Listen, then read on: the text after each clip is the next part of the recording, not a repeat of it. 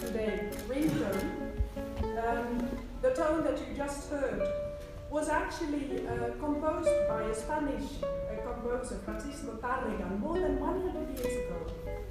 And the tune was first heard as part of a commercial, and then it became the standard ringtone for many Nokia phones.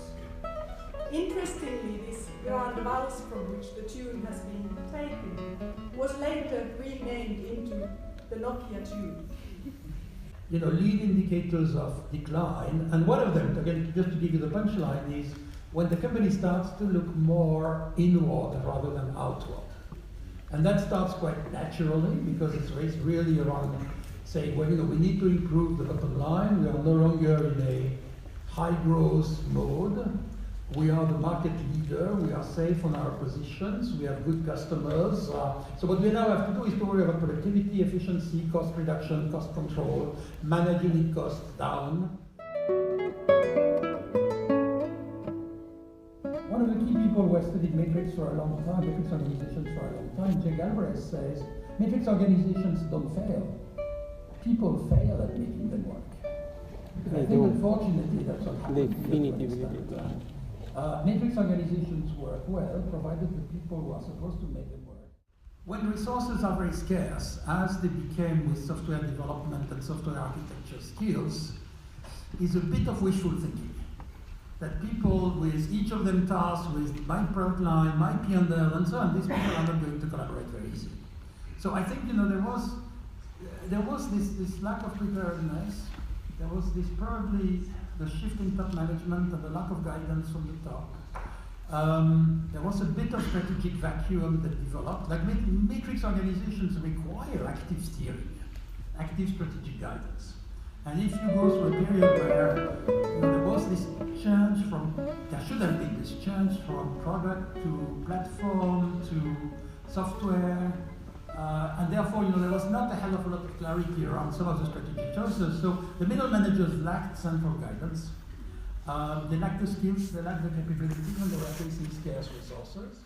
And essentially, the internal rivalry started, again, back to external versus internal. The internal rivalry started to take precedence over the external market organization.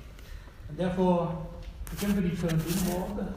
One of the key features of Nokia historically, the quality of its culture, of its processes, started to deteriorate because there were too many conflicts. Because Nokia sold the phone business for $5 billion and some to Microsoft. Now Microsoft made a mess out of it later on and decided they were not interested, but that was kind of a different problem. Today, the entrepreneurial model that we are putting forward is extremely competitive. We focus very much on pitching and competition. And I'm not arguing that it is not competitive out there. But we also know that innovation is very cumulative. It is iterative and it is very much a group effort. So could you envision a world where we actually encourage much more collaborative entrepreneurial effort from these companies? My name is Sanna Edelman, and I have been actually studying the recent 2 years Nokia in one point of view, but more regarding about patents and so on. It is a scenario that also came in this last talk now about cooperation, and I think the cooperation is excessively important also with big corporations, with small external stakeholders. As Siilasmaa also has said that when he was a subcontractor for Nokia, he realized that some subcontractors were not treated very respectfully, and also patents were acquired in a way that the original inventors didn't get always the proper rewards. As there is the recent case that is now public that Nokia has copied one patent. In your opinion, Yves, was the inwardness one of the reasons why many external stakeholders were treated unethically at Nokia?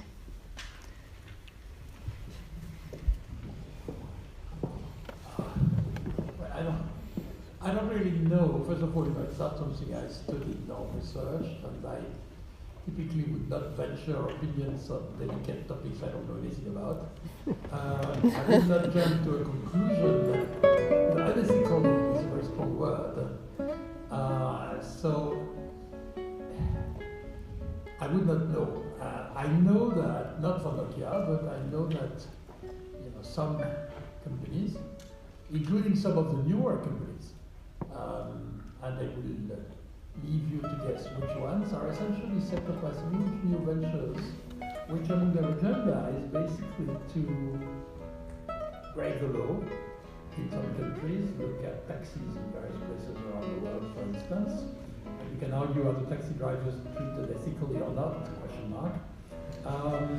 So there are issues there, but I would not jump to any conclusion, except also that we know that in the mobile phone industry, like in other industries, but perhaps more so, there have been a lot of patent fights, if you wish. I mean, I just push it back into Apple versus Samsung as a good example. So I think it's a little bit like many new industries, and many industries where technologies play a big role. It's by its very nature a little bit incestuous. So people develop similar technologies, not exactly, and they may be somewhat different. They have similar suppliers or different suppliers, so it's a little delicate. So I would not be surprised if, almost by mistake, some of the players would infringe on someone else's patents. But I would not jump into a moral statement about this, saying it's unethical. I would just say it happened. It may have been a mistake. I do not know the specifics about Nokia, so I will not make comments. I would just say the new industry, intellectual property rights are sometimes difficult to define. Yeah, and also with One question. yeah, I'm just commenting for him that with the great power comes the great responsibility as well.